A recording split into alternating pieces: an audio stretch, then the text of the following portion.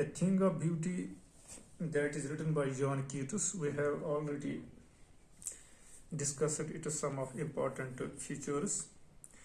Now we will read today the third stanza.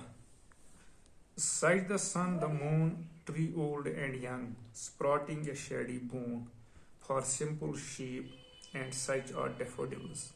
With the green world they live in, and colorless, that for themselves a cooling covert make, gents the hot season, the mid-frost break, rich with a sprinkling of air, musk-rose blue. Musk-rose means a wild rose with large white musk-scented flowers. And blooms here means flowers. Then one more word is daffodils. That is a kind of flower that is bright and yellow in color. Rills here means small streams. Covered means shelter or covering. Then one more word is break. Dense undergrowth of ferns or other bush. Now try to know the idea or know what the poet wants to convey to his readers. Sight the sun, the moon, trees old and young, supporting a shady boon. For simple sheep and such are daffodils, with the green worlds they live in.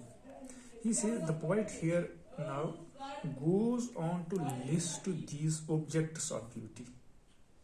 Actually, the sun, moon, trees, flowers all add the beauty of nature. He says that the sun, the moon, old and young trees which provide shade to sheep, the daffodils, the greenery surroundings them, the cool and clear streams which provide respite in the heat of summer, and the bushes growing in the forest with musk roses blooming amidst them, are all eternal source of joy and pleasure. Actually, these all things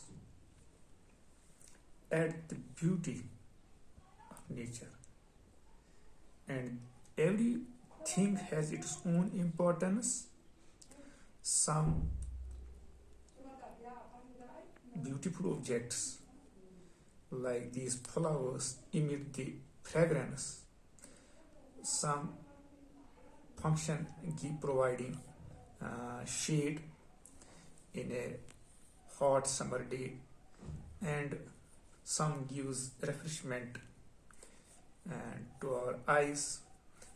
And in brief, everything has its own importance and distinguished significance from rest of the mentioned things.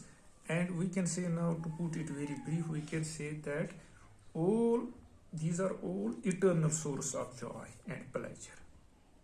Now last, this stanza is, and sight too is the grandeur we have imagined for the mighty dead.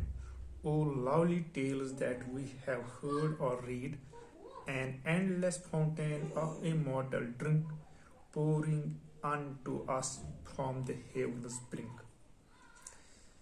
Now the poet adds on further to his list.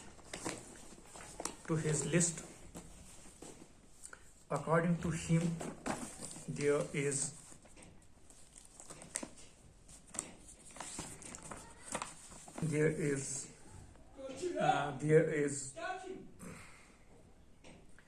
beauty even in death.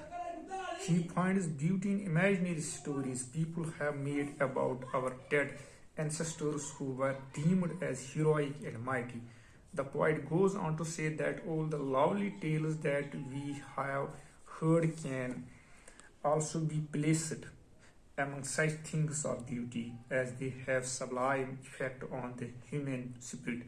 All beautiful things are like an endless fountain from the heavens, sent by God Himself, so that mankind may enjoy these precious gifts. That is the end of this poem.